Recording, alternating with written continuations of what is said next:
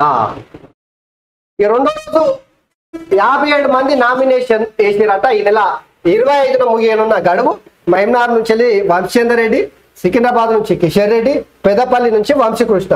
So నిన్న నామినేషన్లు అయితే దాదాపుగా 57 మంది వేసిరట. ప్రధానంగా ఈ ఎన్నికల్లో పోటీ అనేది బీజేపీ, బీఆర్ఎస్, కాంగ్రెస్ ఈ మూడు పార్టీల మధ్యనే పోటీ జరుగుతుంది. ఇండిపెండెంట్లు, చిన్న చిన్న పార్టీల అభ్యర్థులు పోటీ చేసినా కూడా వీళ్ళ గెలుపోవటంలోనూ ప్రభావితం చేసేంత శక్తి ఉంటుందని నేనైతే అనుకుంటలేను. కాకపోతే ఒకటో రెండో నియోజకవర్గాలలో ఉండే అవకాశం ఉంటుంది. ఎందుకంటే ప్రస్తుతం ఉన్న పరిస్థితుల్లో మూడు పార్టీలు సమానంగా విజయావకాశాలు ఉన్న సందర్భంగా అయితే ఇండిపెండెంట్ కావచ్చు, చిన్న చితక పార్టీలు కావచ్చు కీ రోల్ పోషిస్తారు. కానీ పోటీ ఇక్కడ రెండు పార్టీల మధ్యలో కనిపిస్తుంది.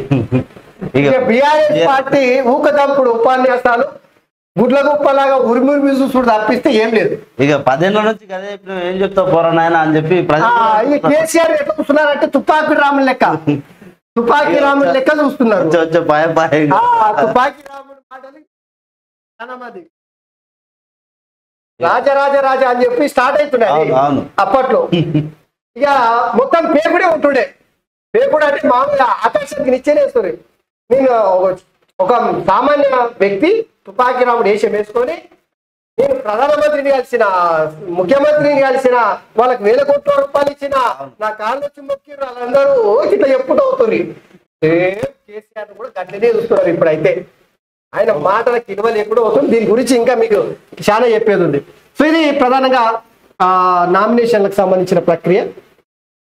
మహమ్నార్ సీఎం రేవంత్ రెడ్డితో కలిసి నామినేషన్ ఇస్తున్న కాంగ్రెస్ లోక్సభ అభ్యర్థి చెల్లా వంశేందర్ రెడ్డి, పెద్దపల్లిలో నామినేషన్ ఇస్తున్న ఎంపీ అభ్యర్థి గడ్డం వంశీకృష్ణ, ఆయన వెంట ఎమ్మెల్యేలు విజయ రమణరావు, అడ్లూరి లక్ష్మణ్, నేతలు నల్లాల ఉదయలు, దుర్గం నరేష్. ఇక సికింద్రాబాద్ లోక్సభ అభ్యర్థిగా నామినేషన్ దాఖలు చేస్తున్న కిషన్ రెడ్డి, పక్కన లక్ష్మణ్. హైదరాబాద్ లోక్సభ అభ్యర్థిగా నామినేషన్ ఇస్తున్న అసదుద్దీన్ ఓవైసీ. అవి నామినేషన్ల ప్రక్రియ.